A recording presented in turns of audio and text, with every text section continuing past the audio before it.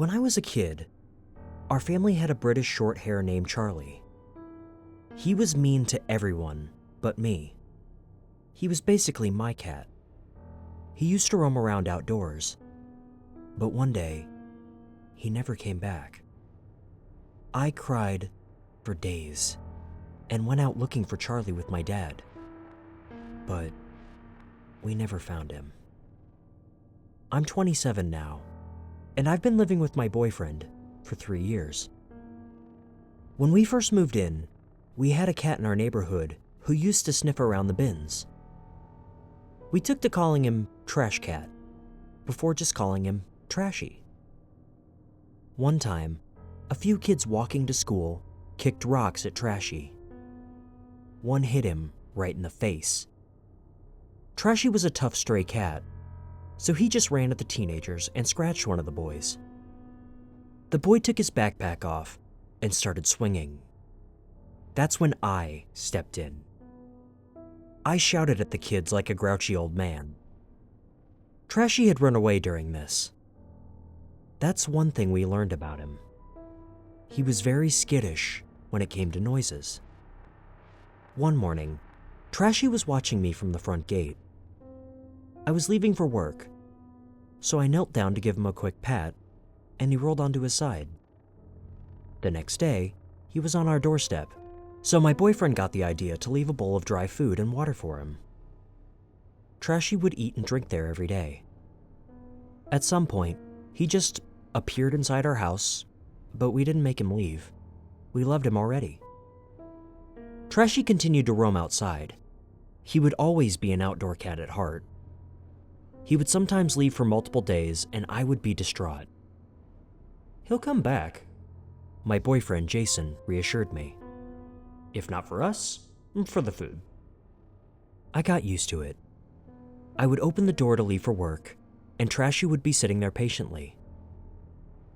We eventually got a dog door for him to come and go as he pleases.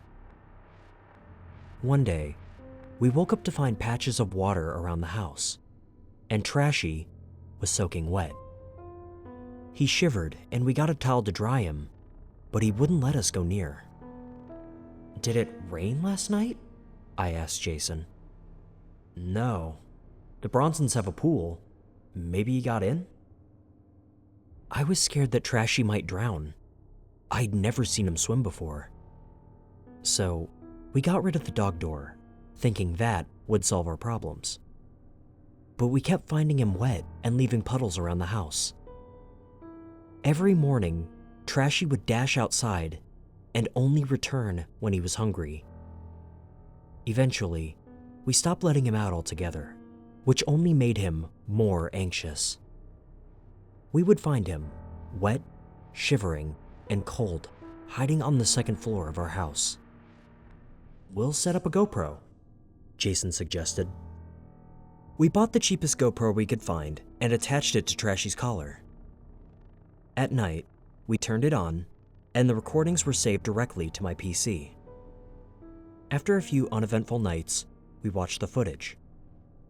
Trashy simply roamed around the house, jumped onto the kitchen benchtop, which he wasn't allowed to do, or slept. I started to feel relieved. Maybe it was just a temporary phase.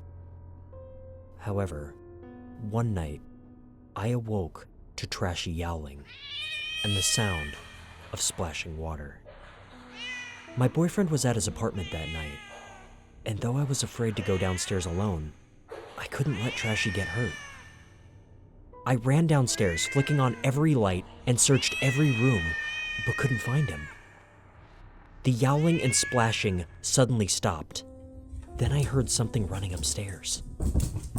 I held my breath and approached the staircase, softly calling, "Trashy?" Trashy poked his head around the corner. He was drenched again, and so was the camera. I logged into my computer and found the latest recording, before the camera had died. It was disorientating to watch the world from a cat's perspective. The house looked completely different, and I had trouble following where he was. While I was skipping through the video, I came across a scene that didn't make sense. Trashy was in a dark room with a blue light and swimming in some kind of water. I dragged the recording back 2 minutes and hit play. Trashy approached the grandfather clock that came with the house. I thought he was going to walk right past it, but instead, he slipped through a paper-thin gap. Behind the clock was a hole in the wall that led to a thin staircase. Trashy trotted down and stopped at the last step.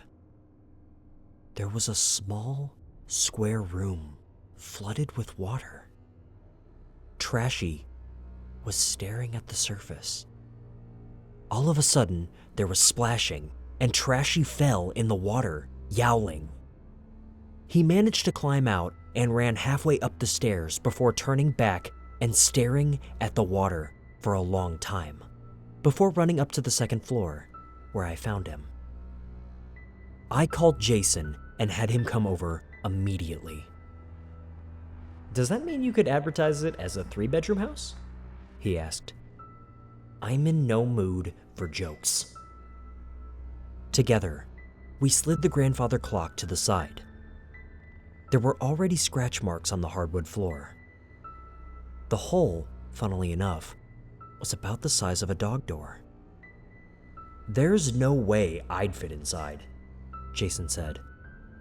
I might. We didn't test that theory. Since Trashy could slip through the gap, we boarded up the hole with a large wood chopping board and a 3-liter jug of water. It was more weight than Trashy could nudge out of the way. Jason slept with me that night.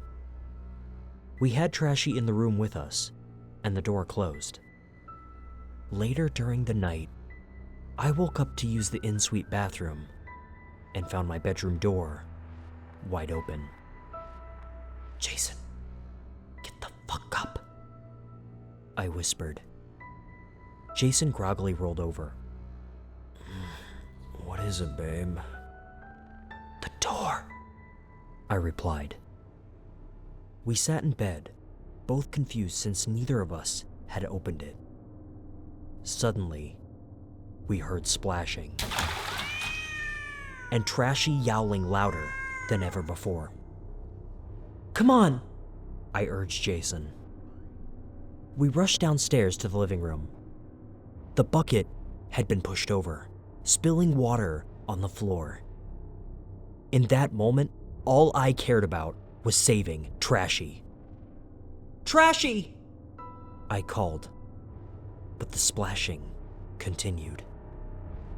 I lay on the floor and carefully slipped one arm through the hole, shuffling my body until I was inside. The hole opened up to a narrow stone staircase. I crept down, guided only by touch, until I reached the final step.